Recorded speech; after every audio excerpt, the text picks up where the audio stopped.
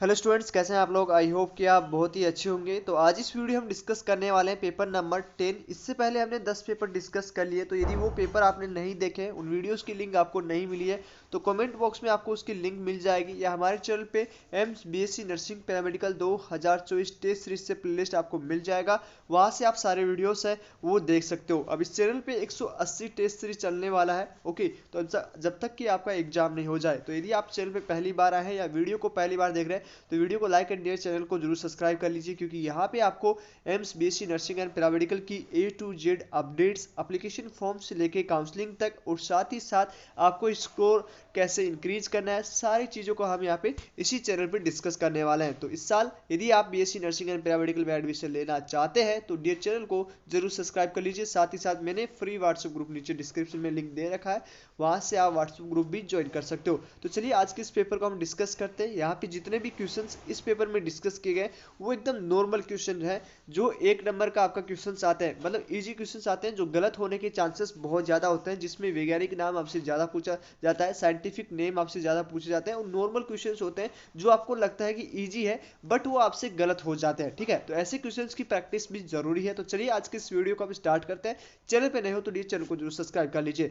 यहाँ पे हिंदी मीडियम में आपको थोड़ा सा समझ में कम आएगा, क्योंकि ट्रांसलेट में बहुत दिक्कत आती है, तो आप इंग्लिश मीडियम में इसे जरूर देखें। ओके, यदि हिंदी मीडियम में नहीं समझ में आ रहा है तो इंग्लिश मीडियम से आप जरूर जाएं। ओके, तो चलिए यहाँ पे पहले क्वेश्चंस को हम डिस्कस करेंगे। सबसे पहला क्वेश्चन है कि एक कोशिकीय यूकेरियोट का साम्राज्य कौन सा है। तो यहाँ पे पूछा गया है कि कौन सा, जो मोनेरा है, प्रोटिस्टा है, कवक है, प्लांटी है। यहाँ पे थोड़ा सा लैंग्वेज चेंज कर दिया गया है, एनसीईआरटी की लाइन है बट लैंग्वेज को चेंज किया गया है। यहाँ पे पूछा गया है कि कौन से जो जीव है वो एक कोशिकीय होते हैं। तो यहाँ पे कौन सा आंसर आपका फर्स्ट में जाएगा, तो फर्स्ट में जो आपका आंसर जाने वाला है वो आपका सेकंड आंसर जाएगा। ओके, फर्स्ट में आपका सेकंड आंसर जाएगा। इन सभी के आंसर की वो वीडियो के लास्ट में आपको दिख जाएगा। ओके, नेक्स्ट क्वेश्चन को हम डिस्कस करेंगे। नेक्स्ट क्वेश्चन है क्लेडोफोरा में आइसोगेमेट होते हैं, कौन से होते हैं। तो यहाँ पे हिंदी मीडियम में नहीं देखे। ओके, हिंदी मीडियम में हिंदी ट्रांसलेट सही से नहीं हुआ, यहाँ पे आप इंग्लिश मीडियम में इसको देख सकते हो, और इंग्लिश मीडियम में ही इसको याद रखें। ठीक है, तो क्लेडोफोरा में कौन से होते हैं, तो क्या नॉन फेजिलेटेड होते हैं, या सिंगल फेजिलेटेड होते हैं, या आपको बाई फेजिलेटेड होते हैं, या मल्टी फेजिलेटेड होते हैं। ठीक है, तो इसका मतलब आपका सेकंड में क्या आंसर जाएगा, तो सेकंड में आपका जो आंसर जाएगा वो आपका आंसर जाएगा थर्ड। ठीक है, थर्ड आंसर यहाँ पे जाएगा, बाई फेजिलेटेड होते हैं। ओके, यदि किसी को कोई करेक्शन लगता है तो कमेंट बॉक्स में जरूर बताएं। नेक्स्ट, ये वैज्ञानिक नाम पूछा गया है काफी एग्जाम में, तो इस तरह के वैज्ञानिक नाम है वो आपको याद रहने चाहिए। ठीक है, यहाँ पूछा गया, तो थर्ड में यहाँ पे चारों वैज्ञानिक का नाम दे रखा है, तो इसमें क्या आपका आंसर जाएगा, ओनिगियम विवम फ्लूइडियम किसके द्वारा प्रस्तावित किया गया था। ये आपका एनसीईआरटी का लाइन है। ओके, एनसीईआरटी का लाइन है, तो ये क्वेश्चन आपको आना चाहिए। तो इसमें आपका क्या आंसर जाएगा, तो तीन में जो आपका आंसर जाएगा वो आपका जाएगा B answer. Okay, B answer यहाँ पे राइट आंसर आपका रहेगा।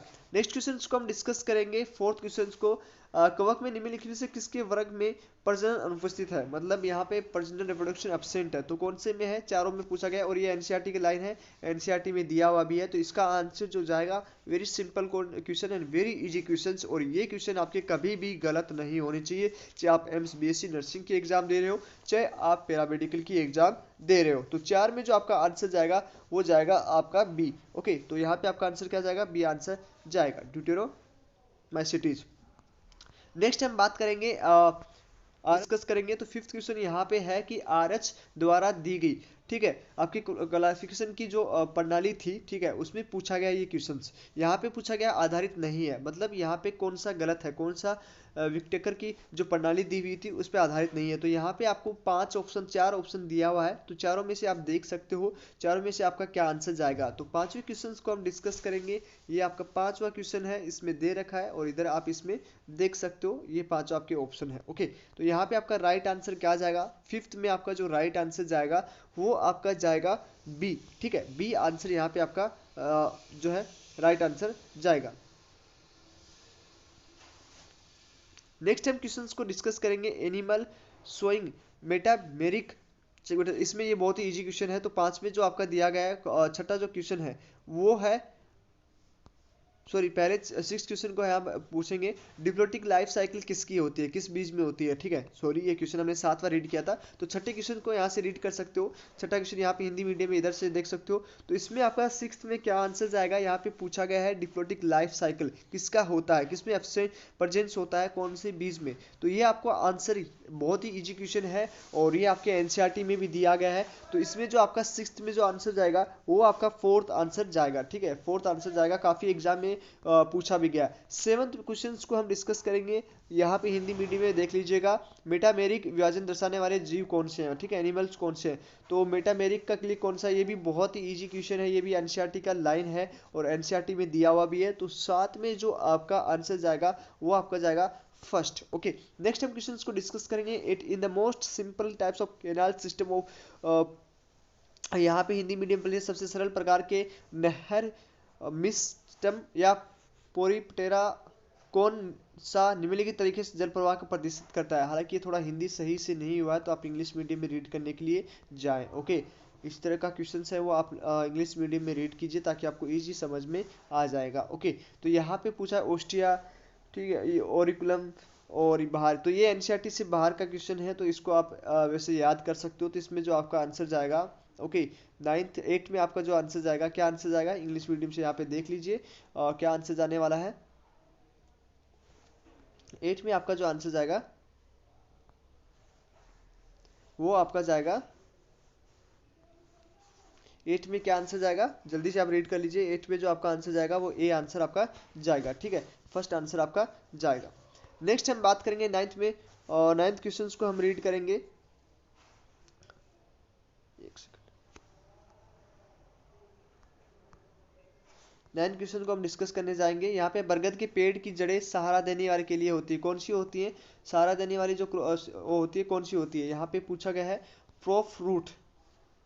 तो यहाँ पे ये एजुकेशन है, ये भी आपका एनसीईआरटी का क्वेश्चन है। तो यहाँ पे हिंदी मीडियम इसका, हिंदी मीडियम इसका यहाँ पे आया है, ठीक है। थोड़ा सा यहाँ पे आप इजीली देख सकते हो।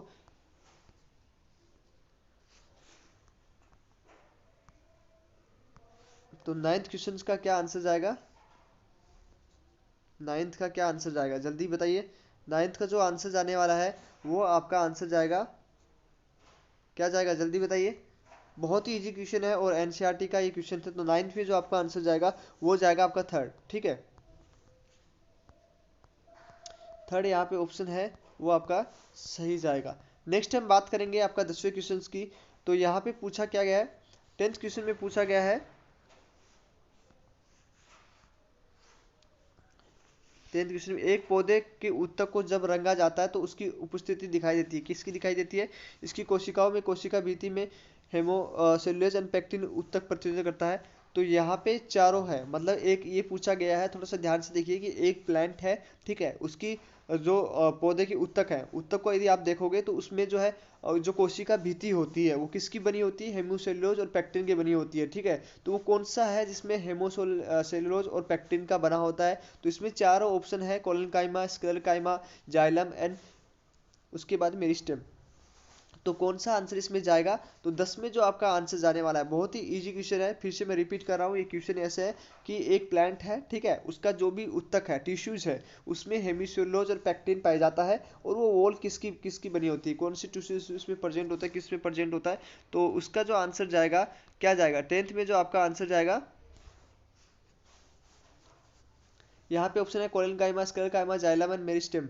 तो इसमें जो आंसर जाएगा 10 में, वो 10 में आंसर जाने वाला है सी, ठीक है, सी यहाँ पे आंसर यहाँ पे जाएगा, जाइलम। नेक्स्ट क्वेश्चन की हम बात करेंगे, 11th क्वेश्चन को हम डिस्कस करेंगे। तो 11th क्वेश्चन में क्या आंसर जाएगा, यहाँ है ये भी बहुत ही इजी क्वेश्चन है, कैम्बियम उपस्थित किसके बीच होता है, ठीक है। तो इंट्रा फेसिकुलर कैम्बियम किस में पाया जाता है, किसके बीच में होता है। तो दो चार ऑप्शन आपके पास में होता है, किस में होता है। तो यहाँ पे चारों ऑप्शन आप देख सकते हो और यहाँ पे हिंदी मीडियम में आप देख सकते हो, ठीक है।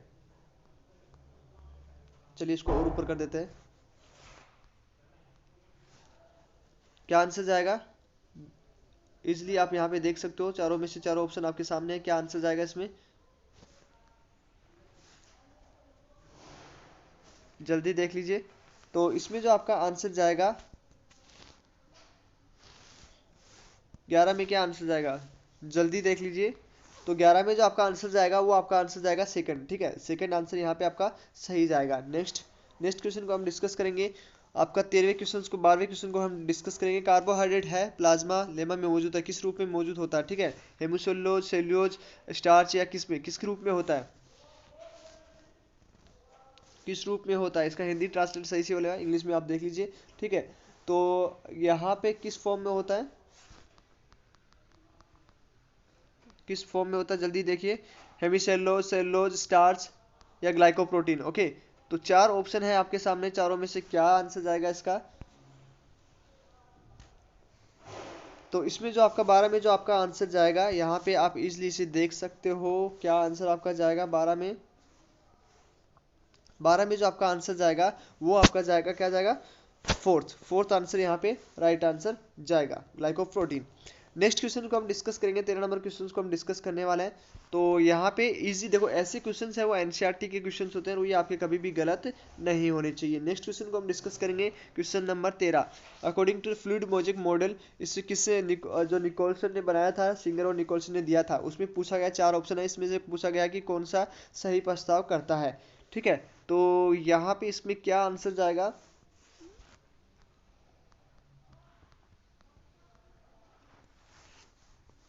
थर्टीन में आप ऑप्शन इजीली देख सकते हो, दोनों में, दोनों तरफ हिंदी एंड इंग्लिश मीडियम में देख सकते हो, चारों ऑप्शन आपके सामने रखे गए हैं।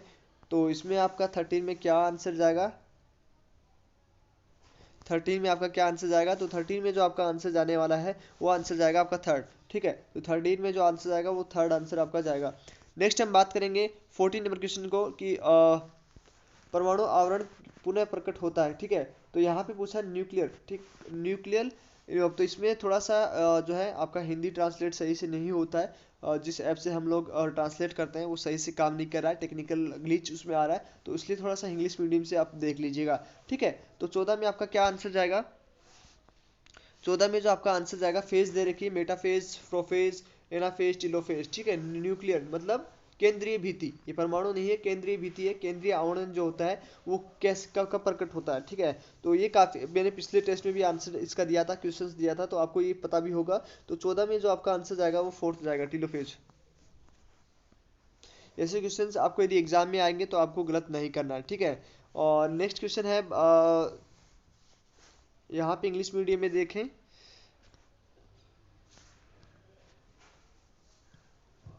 15 में क्या आंसर जाएगा, इंग्लिश मीडियम में आप देख सकते हो, 15 में आपका क्या आंसर जाएगा, 15 में जो आपका आंसर जाएगा वो आपका आंसर जाएगा,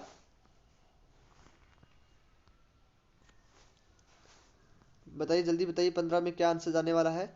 15 में जो आपका आंसर जाएगा वो आपका जाएगा फर्स्ट, ठीक है, फर्स्ट आंसर यहाँ पे राइट आंसर जाने वाला है, तो फर्स्ट आपका राइट आंसर 15 में जाएगा।